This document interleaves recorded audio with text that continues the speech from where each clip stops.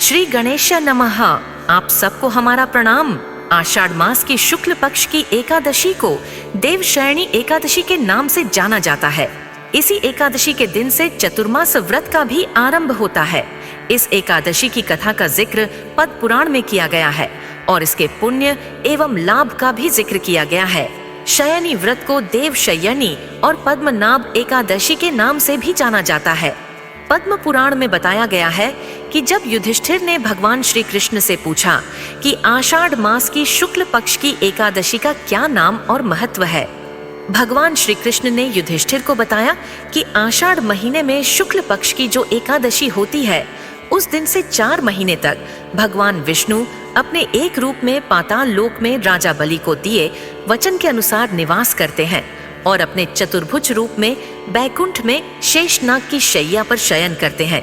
इस एकादशी के दिन से 4 महीने तक भगवान के शयन में चले जाने से इस एकादशी को शयनी, देवशयनी एकादशी, पद्मनाभ, महाएकादशी और थोली एकादशी कहते हैं।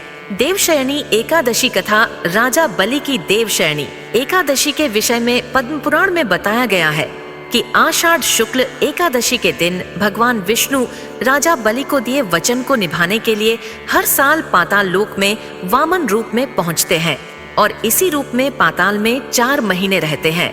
दरअसल वामन अवतार के समय जब वामन बने, भगवान विष्णु ने राजा बलि से 4 पग सब कुछ ले लिया। तब राजा बलि ने भगवान से कहा कि प्रभु, सब कुछ मैंने आपको सौंप दिया है, अब मुझ पर कृपा कीजिए। भगवान ने राजा बलि की दानशीलता और भक्ति को देखते हुए वरदान मांगने के लिए कहा। राजा बलि ने कहा कि प्रभु, आप मेरे साथ पाताल लोक में निवास करें। भगवान भक्त की विनती को टाल नहीं पाए। ऐसे में देवी लक्ष्मी परेशान हो गईं और राखी के बंधन में राजा बलि को बांधकर उन्होंने भगवान विष्णु को पाताल लोक से मुक्त करवाया।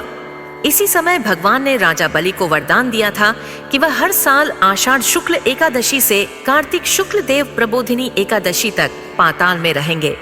इस समय को चतुर्मास कहते हैं। देवशयनी एकादशी कथा शंखचूड़ की एक अन्य कथा है कि भगवान विष्णु का शंखचूड़ नामक असुर से वर्षों युद्ध चला। इस युद्ध में भगवान काफी थक गए। तब देवताओं ने आषाढ़ शुक्ल एकादशी के दिन भगवान विष्णु की पूजा की और उनसे निवेदन किया कि आप काफी थक गए हैं, अतः आप शयन करें और जब तक आप शयन करें, सृष्टि का काम रूप को सौंप दें। देवताओं की विनती पर भगवान देवलोक के 4 प्रहर, जो पृथ्वी के 4 महीने बराबर होता है, शयन करने चले गए। इस घटना के बाद से हर साल आषाढ़ शुक्ल एकादशी को देवशयनी एकादशी का व्रत पूजन किया जाने लगा। देवशयनी एकादशी कथा राजा मानधाता की देवशयनी एकादशी के प्रभाव और लाभ को लेकर एक कथा राजा मानधाता की है। राजा बहुत ही धर्मात्मा थे, लेकिन एक बार कई वर्षों तक इनके राज्य में बरसात नहीं हुई और सूखा पड़ गया। जनता व्याकुल हो गई और राजा परेशान। ऐसे में इन्हें एक ऋषि ने देवशयनी एकादशी व्रत करने की सलाह दी। राजा ने संपूर्ण प्रजा के साथ देवशयनी एकादशी का व्रत किया, जिससे इनके राज्य में खूब बरसात हुई और फसलें लहलहा उठी। इसके बाद से राजा ने हर साल अपनी प्रजा से इस एकादशी के व्रत करने का आदेश दिया।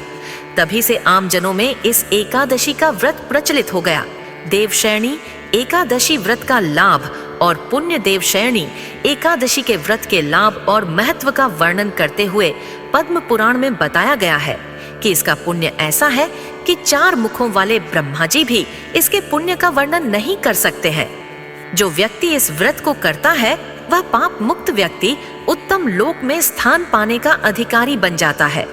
शयनी एकादशी का व्रत करने वाला महापुण्यवान होता है और इन्हें एक साथ कई यज्ञ और उत्तम उत्तम वस्तुओं के दान का पुण्य प्राप्त हो जाता है।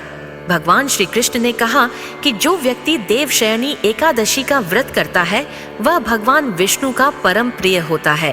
देवशयनी चतुर्मास व्रत नियम।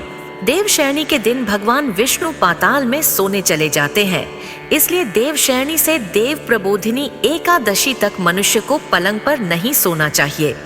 इस समय में जो व्यक्ति भूमि पर शयन करता है और पलाश के पत्तों पर भोजन करता है, नियमित दीप दान करता है और ब्रह्मचर्य का पालन करता है, वह पाप मुक्त व्यक्ति बैकुंठ में स्थान पाता है और भगवान की सेवा में रहता है। इस कथा को कहने में कोई त्रुटि हुई हो तो क्षमा करे। हमारे चैनल कथा रील को जरूर सब्सक्राइब करे, लाइक शेयर करे, अति कृपा होगी। धन्यवाद। ब्रह्मा विष्णु महेश की जय, जगत जननी जगदम्बा की जय। इस कथा को कहने में कोई भूल हुई हो, त्रुटि हुई हो, क्षमा करे। एम्बियंस सीरीज फिल्म्स का ये कथा रील चैनल है, इसको सब्सक्राइब करे, लाइक शेयर कमेंट्स करे, अपना प्यार व आशीर्वाद दे ताकि हमारी हर कथा का नोटिफिकेशन आपको मिल सके। आप जो कथा सुनना चाहते हैं हमें जरूर कमेंट्स करके बताइए, हम उसको बनाने का प्रयास करेंगे। आपकी अति कृपा होगी। धन्यवाद।